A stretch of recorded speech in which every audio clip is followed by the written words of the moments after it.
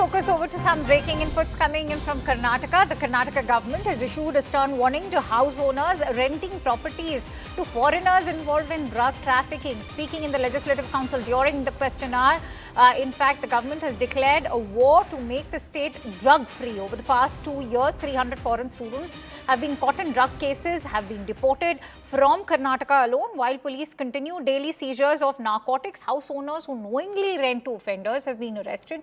Even some properties have been demolished as part of the crackdown. Let's quickly take that forward with Afreen Hussain, who's been tracking that story for us. Afreen, what are the directives coming in now from the government as far as this decision is concerned?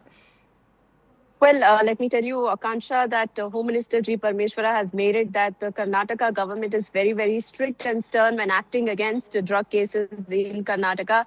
They've said that, a lot of foreign students who come here to study in Bengaluru, in Karnataka, often end up selling drugs here, and these particular people have been, nabbed, and cases have been filed against them. They've been deported. Parmeshwara also says that it's a hassle to, deport these foreign nationals back because they have to, take permission from the particular embassy of the countries they belong to. And Home Minister G. Parmeshwara has issued a very, very strict warning that whoever rents houses to these particular people, knowingly, unknowingly, who sell drugs, those particular house owners are also being arrested, and they're also going to the extent of razing down the houses in which these foreign nationals have stayed or peddled drugs. Now, this is a very, very stern warning coming in from the Home Minister that they're even going to the extent of bulldozing homes. They're razing down the homes in which these people who have,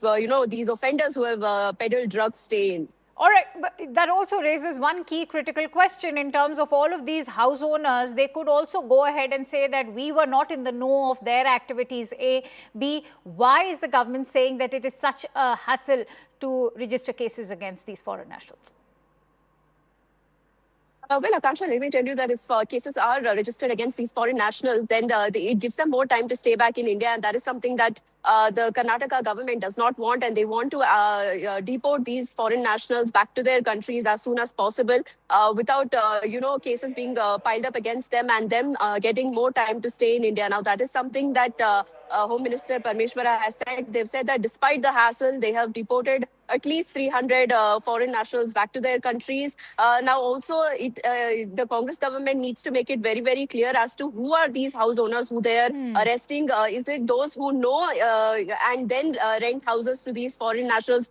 Because it becomes really critical of the government to arrest house owners just on the basis of, if foreign nationals are staying in these particular houses. Sometimes the house owners do not even live in the same city or even in the country. They just have middlemen or brokers who rent houses to people here in Bengaluru. So the government needs to make it clear as to who are the house owners that they're arresting. And razing down houses is a very big move that Parmeshwara has also mentioned in his answer in the Legislative Council. Now, the government has to make it clear as to who are, how can they arrest house owners on the basis of what, and also the demolition of houses is something that they need to make it very, very clear. Many thanks to you, Afreen, for bringing us all those details to that news story. We will keep a close watch on that news story as it develops. But